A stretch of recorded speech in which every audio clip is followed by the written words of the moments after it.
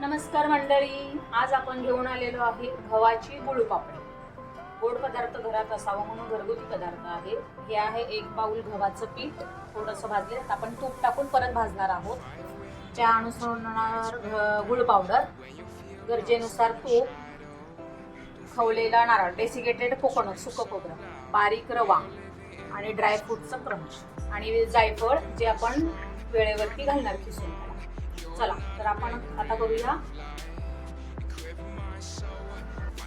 आता आपण तूप टाकून घेऊया.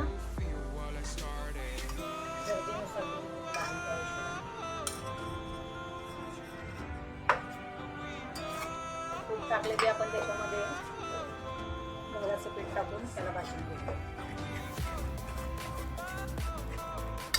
आपण सगळं पीठ टाकलेलं आहे याच्यामध्ये. त्याला छान कलर येईपर्यंत भाजूया.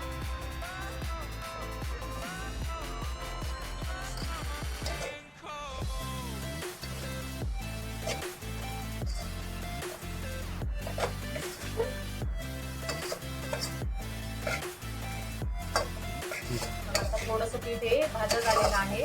त्याचा कलर चेंज झालेला आहे, पण आपण अजून थोडा वेळ जरा भाजणार आहोत.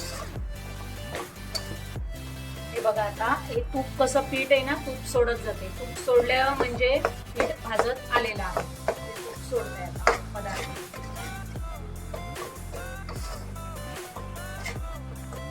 बघा, आपण हे तूप सोडतोय म्हणजे पदार्थ भाजत आलेला आहे. आपण ह्याला 10 ते 12 मिनिटं सतत ढवळत राहायचं. पीठ करपवून द्यायचं नाही. सतत ढवळल्यामुळे काय होतं, एकसारखं सर्व पीठ भाजलं जातं. आता आपण ह्याच्यात टाकूया रवा. रवा टाकल्यामुळे रवा ह्याच्यामध्ये पिठामध्ये छान एकजीव झालेला आहे. बघा, तुम्हाला आता दिसतोय का तो? दोन्ही एकसारखं भाजून झालेला आहे. तो रवा पूर्ण वापरला आहे. आता आपण ह्याच्यात हे राहिलेलं वाटीभर खोबरं आहे, सुकं खोबरं आहे, हे आपण मिक्स करू.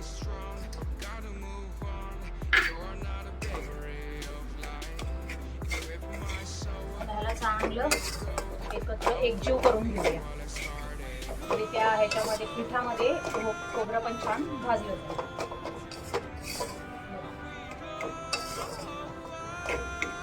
त्याचा एक थोडासा असा वास यायला सुरुवात होईल. खमंग वास आला ते समजायचं खोबरं भाजून जाईल.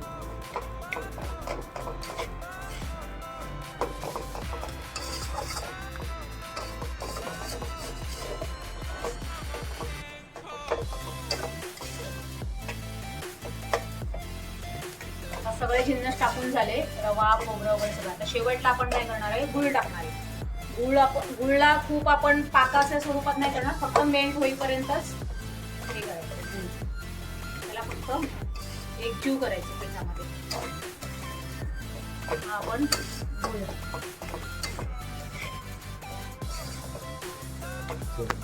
हे आपण छान असं हलवायचं. एकदम मंद आचेवरती 2 मिनिटं फक्त हलवायचं. त्याच्यानंतर गॅस आपण बंद करणार आहोत. हे फक्त 2 मिनिटासाठी एकजीव करण्यासाठी.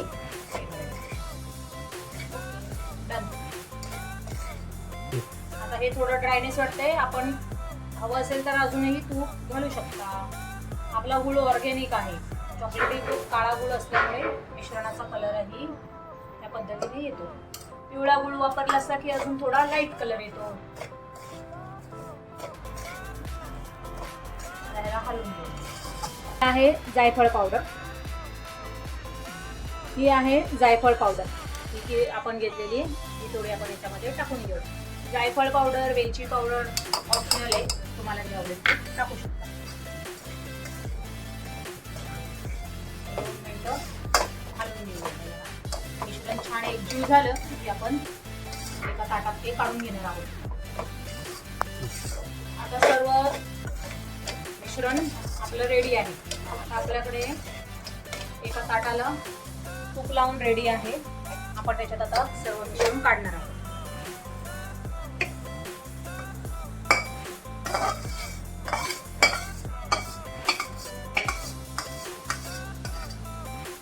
आणि हे गरम असतानाच आपण छान त्याला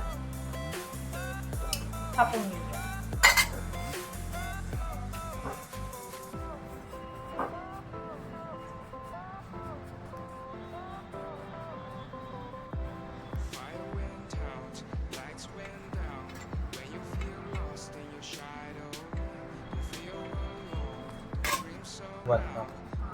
मिश्रण किती छान सेट झालेलं आहे बघा. आता अशा प्रकारे सगळीकडे एकसारखी वडी थापून घ्यायची.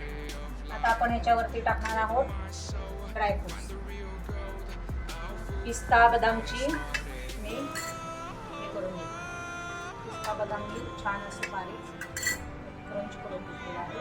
हे आपण सेट व्हायला देणार आहोत 1 ते 2 तास.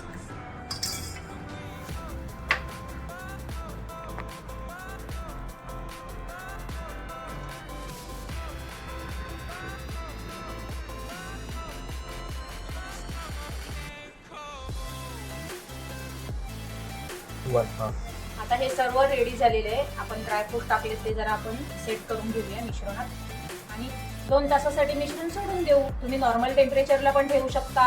घाई असेल, अर्जंट असेल तर फ्रीजमध्येही ठेवू शकता. 2 तासांनी वड्या पाडायला रेडी. चेक करूया वड्या सेट झाल्या. आपण याचे काप करून घेऊया. ते सुटून छान अशा प्रकारे तुम्हाला पाहिजे त्या आकारामध्ये लहान मोठ्या साईजमध्ये तुम्ही करू शकता.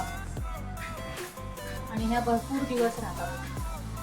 प्रवासात वगैरे न्यायला उत्तम.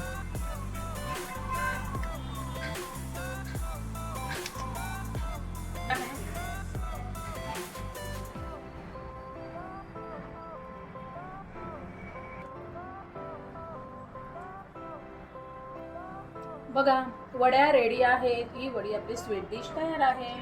खूपच सुंदर आणि त्याची चव इतकी छान असते. तुम्ही नक्की करून बघा.